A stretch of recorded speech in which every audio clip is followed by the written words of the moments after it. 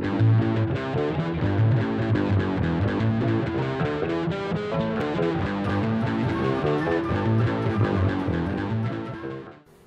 everyone, and welcome to the Dwarven Tavern. Today with me is... Dr. Jeff Goins. Dan Goins. And I am Lyric Goins, and today we are doing questions again. More questions. Yay! Always appreciated. And I guess we can just go ahead. These are questions that are submitted to our website, www.dwarventavern.net, and also emailed to us through that contact page. Mm-hmm. So, without further ado... That wasn't much to do. That was a little to do. It was a little to do. A little to do. I thought it was a do. It is a do. It's a yeah. It's a single do. A single do? But We haven't even done a do yet. well, let's do a do. Let's do several do's. The first question is, "Hey Dwarven Tavern, my name is Joseph. Hi, Joseph. I am 17 years old in Wisconsin, and I love your YouTube channel. Oh, thank you. Thank you. You guys really showed me it's okay to game. Well, that's what we're here for. Yeah, it is okay to game. I have a problem though. Uh-oh. My parents are very religious and raised me to be Catholic. Well, there's nothing wrong with that. They say Dungeons & Dragons is the devil's game. There's something wrong with that one, though. I really want to play, but they're afraid for me. How can I convince them or show them that it's harmless? How can I play without being shunned by them? This is very important to me because I want to keep my faith, but I also agree that Dungeons & Dragons is just a game. What can I do? Thanks in advance, Joseph C. from Wisconsin."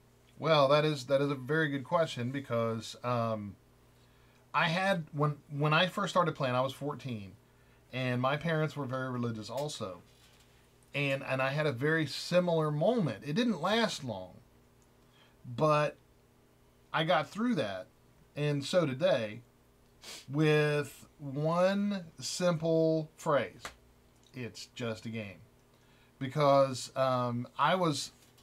When I was 14 and I had just gotten the first basic set with a Keep on the Borderlands and the Caves of Chaos and all that good stuff. Much fun. And I was going through the rule book and it was talking about languages, which amazed me. A game that had separate languages in it. It was phenomenal. How do? How amazing sorcery is this? Oh. And so I was trying to actually convince my parents to roll up their own characters. And I said, what would you want to be? And my mother, I was actually talking to my mother, and I said, what kind of character would you want to be? And she said, probably a magic user. After I explained everything, and I said, okay. So in the character sheet that I had, I said, now what god do you worship? And she went, the God. There is only one God. And started that. She kind of veered down that path of, That. Yeah. And that very question. And, I'm like, okay, now hold on a second. I'm not saying you, I'm saying your character. There is a difference. This is just a game. And your character can worship any god they want, and that's just your character in the story. And she got kind of indignant, but again, role playing. It's role playing, yeah. I'm gonna chime in with my own 2 cents. Yeah. And in case I'm interrupting you, I apologize. You apologize? I am apologize. She is apologize. But I actually cover this topic in my comic. Here's a little plug for my my own work. Your tavern club. One of the links on the website that we have is for the Tavern Club, which is a webcomic series that has been ongoing since August of 2013. It's a bit of a hiatus right now because I'm struggling through my last semester, but Last semester. It's Ever. It's a comic about Until she goes characters back. who have.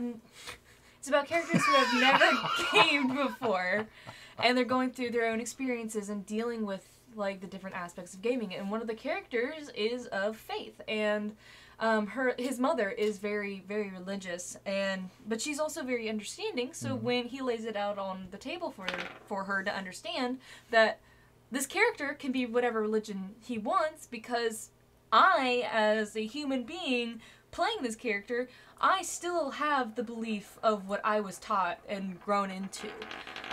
And like he was, I don't even remember what type of religion that he was. I think it was just labeled as Christian. Mhm. And he said that he's like, I'm still a Christian. That has nothing to do with my character. We're two separate entities, even though I am acting as like you can't. Okay, I think another example is, you cannot say that. Oh my god, I can't remember his name. Okay, let's go with this. You cannot say that Robert Downey Jr. is suddenly a billionaire philanthropist just because he plays Tony Stark. They're two separate characters. But he is. He is. I'm saying they're two separate characters. You can't say, okay, how's about this? That's like saying Bruce Wayne totally. Okay, isn't- okay. That's like saying that Sir Ian McKellen is not really a wizard. Right, Yeah. thank you. That's much It's better better. analogy Or- than okay. actually describing Robert Downey Or, Jr. or that Orlando Bloom is not an elf. Right. Or that he is not a pirate. I mean, it's very... You can't say that with Johnny Depp because he's totally a He pirate. is He's totally a a pirate. Scissorhands. So, using those examples, if you had a thought, you may continue it now. I just wanted to throw that 2 cents in. Right, right. And of course, the universal answer to that question, in my opinion, is have them play too. Right. Make a bigger gaming group. That's and- solving all problems. Yeah, everywhere. and actually actually create a game, or have your dungeon master create a game in which they can actually fight evil. Because the thing that they're worried about, and this is what I've discovered about most people of faith who have a problem with the game, is they're worried about the dark influences of whatever in the game, because we have somewhere the Book of Vile Darkness. We also have the Book of Exalted there. Deeds. The Book of Vile Darkness, yeah. Well, let's bring them both out, shall Okay, we do have them both right there. Okay, this is the Book of Exalted Deeds and the Book of Vile Darkness. These books were actually in the first edition Dungeon Master's Guide as magical tomes that would increase your cleric level. Let's put that one on top. You would read it. You would read this book, and you would gain a level. Really? Yeah. That's cool. The Book of Exalted Deeds only Wait, worth one level. Pyre used this, didn't she? When she became a Valkyrie. Yes. See, and that's something else that's really, really cool about D&D and adding faith into it, is that you can use things of faith for your characters, and that's what these books are about. That's what Yeah. a cleric is. And if you Paladin. want to, Paladin. if you want to play a good aligned campaign, you can use this for references for your characters. If you want to play an evil aligned campaign, you use this book for inspiration.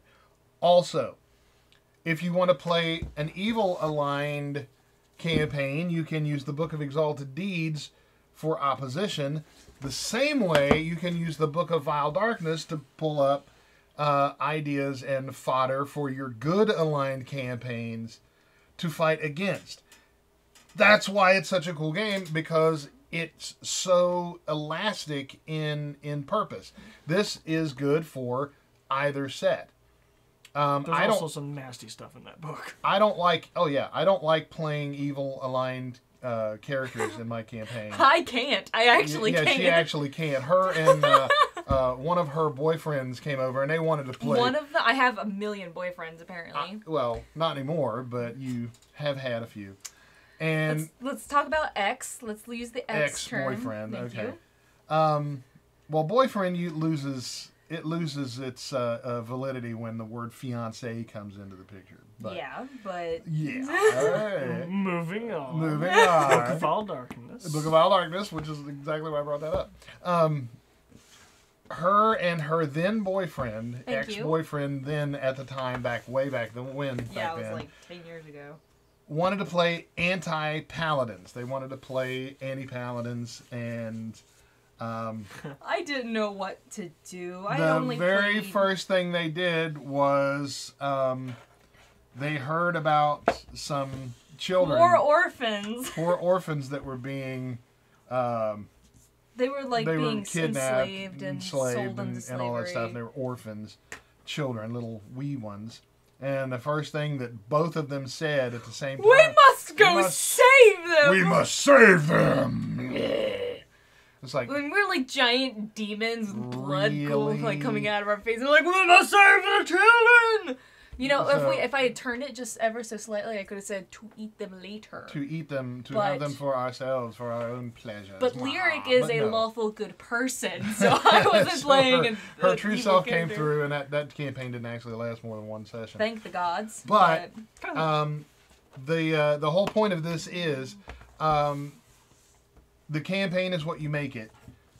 The alignment is what you want it to be, and if you have your parents or your doubters or detractors or the haters just in general, if you want to have them come in and prove to them what the game is really about, just have them come in and play, and they get to go on a crusade or whatever they want, and they get to defeat the vile darkness, and they feel really good about upholding the cause and being better people.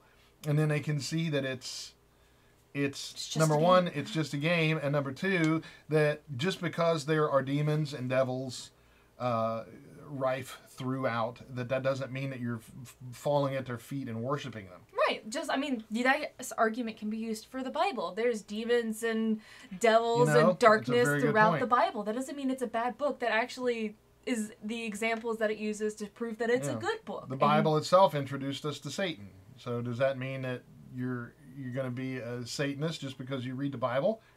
No. No. I mean, I'm not trying to. Generally, quite the opposite. I'm not trying to compare the holy book to But that's D&D, that's but- true though. Read the It's Holy Book true. to the Book of All Darkness. Yeah, That's no, let's actually- put that away. That is actually true. However, because just because something is something doesn't mean that something is going to take sway over your heart and soul if you don't want it to. And the thing that I've discovered about people, that, and I'm sure you guys know this too, there's a lot of psychos out there playing D&D. Yeah. There's a lot of psychos out there not playing D&D. There's a lot of psychos out there. They were psychos before they started playing the game. Underline, Right. point, and dash. That's Right. They just, I have never met a person who was absolutely corrupted by D&D, and I've played for a long freaking time. well. Are you can corrupted? actually. yeah, but You can actually use the argument met that one. never D&D met one. made a holy person because of Yeah. the campaign that you That's had. another good anecdote. A friend of mine was he was wanting to play this evil character, and through a quest he had to do a despicable deed, and I'm not going to go into the details of it because it was truly despicable. Makes my heart hurt. Yeah, and it surprised him because of the despicability of it. And he actually became a very devout Catholic because of his he went through with this despicable deed, and he felt so bad about it in his heart that he actually turned to Catholicism as a measure of penance for his character's deed. And it really surprised me, not so much in retrospect because I had him do a terrible, terrible thing in the game, Right. but it did inspire him to become a better Actually, person. remember, And I think wasn't it like Nerl that made him do it? Yes, it was narrow. And I think Yeah. that that example can also if you push it Iku pookie pookie. you can push it farther. Sorry, my that's my mother language, Your but inner infant. That was very outer infant though. Infant. but you can push not that how you're farther doing it wrong. in saying that if you play an evil character and then it makes you as a human being want to make up for what your character was doing, that just proves that you are a good person You're a to good begin person. with. Yeah. So by playing D&D, it should actually bring out who you are better. And Mm-hmm. that's what happened with that Indeed, friend basic of math yours. skills. Yeah. And the psychos. And basic math skills. And the psychos I've known. Right. We don't go into that. Role playing is, and there's a lot of actors. Vin Diesel is a huge gamer. I'm gonna try and get him on the show. I am. I don't know if it's going to work or not, but I'm going to Be try. really, really It'd awesome. be very cool to have him come into the tavern for a game. We might have to do like a Facebook. Hey, we can get 1,000 likes and get Vin Diesel on the show. Yeah, I'm gonna try. I'm gonna try and do that. But, yeah, role playing is acting, and acting is pretending, and pretending is a game, and it's all just in good fun, and I've noticed that a lot of folks, and this might be a tangent, but so I'll only go on it briefly. But I know a lot of folks do the opposite of what they do in life as a catharsis, as a means of expression or something that they can't do. I know people in wheelchairs who are, you know, they're debilitated, they're handicapped, who play elves with running, you know, so they can get out and do the things that they can't. And Tavernier Lisa is a healer in real life, and she plays assassins. and very, very like her Horrible, assassins are horrible. completely opposite of who she is. Yeah, she's a nurse and loves playing. She actually has probably one of the most evil and despicable characters I know about. Because she's like got onto a boat, fell in love with this dude, was like, hey, you should give me your boat. And it's like, no, we'll ride off into the sunset. And then she killed him in the woods and pinned him to a tree. She would never consider doing that in real life. Of course not. I mean, it was, you know, I suggested that she play a healer in the game because she's a healer in real life, and she said, no, it's too much like going to work. Well, Which, then there are some perfectly people who use D&D to get away from reality, and there's also some people who use D&D to emphasize how they feel in person. Like Ian he likes to play dwarves because he feels very brutish and very honor driven, and that's the type of character he plays as an enunciation of his actual personality. Right. Right. And then there are people like me who just play whatever. Have orcs. How she is on the inside. Tusks. I want to be a manly. Wait a minute. Tusks? What kind of tusks are those? Feelers. So, to make... Petty palps. Petty palps. I'm male. So, to make a long story short... I wasn't for the Too late. Too late. By like 17 minutes. If you want to ensure that your parents don't worry about you in the game, let them watch the game, enjoy them, and invite them to join in the game and play their own characters, roll up characters for them. Or let them witness the rolling up process so that they, even if they don't want to roll up characters, they can see They it can happen. see how it's done. Yeah. The And don't draw a pentagon on your character sheet. Yeah, don't. And yeah. And the thing that we've always done with our kids, Tavernier Lisa and I, was that we I didn't even catch that. We never sheltered them from anything. We always took part in what they did, and we always let them take part in the things that we have done, and to have like a transparency of administration, so they knew that we were never lying to them, and that didn't even have anything to do with the game. That's just good parenting, because you don't have, well, it is, I think it is, it's the best I could do, because when you have a good relationship with your kids or your parents, then you don't have to worry about gaining their trust, because that trust is already there. And if you don't have a foundation of that trust, this would actually be a good way to build it, to show them that it's actually a pretty cool Gaming game. is an amazing bonding, just period. Yeah, it is. I mean, look at us. We're so close. We're actually compiling a business together. So yeah. I mean, it was one of my dreams was having a business that my kids could take over, and they're taking over. And it's all because of gaming. And it's all because of gaming. It stabs me. So, the word of advice is ask them to join you, or let them witness what's going on, or show them this video, and we'll explain it for them. The mom, dad, don't worry about the kid. He's doing good by gaming. He'll learn a lot. He'll get a lot of experience from it. Let's see, what's better? Gaming, drugs, murder? You can do all three, though. In gaming. gaming. I think that sums up this question. I think so. Well, the next one should be pretty short because the question was pretty short.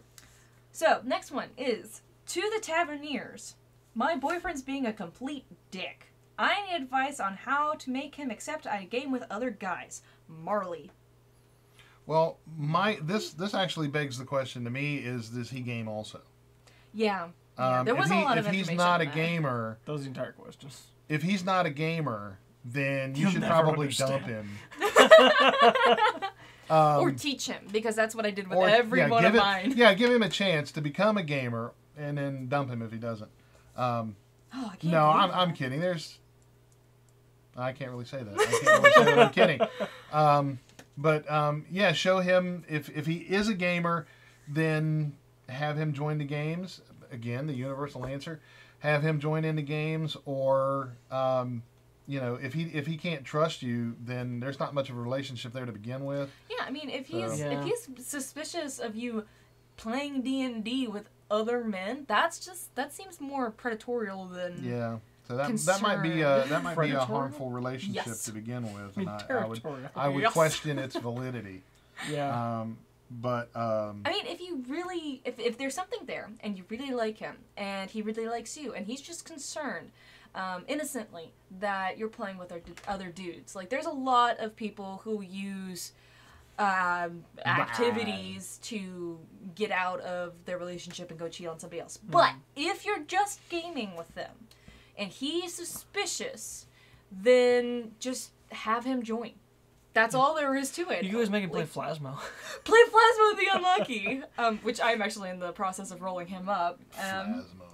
Maybe we could put the stats on the tavern for anybody who wants to play Yeah. Plasmo. We can I have mean, a page take- with all of them. Oh my god, if you play Plasmo, take a picture so we can see what adventures he's going through. Yes. That would be really cool. You have to put up the artwork that you did. I will, too. definitely.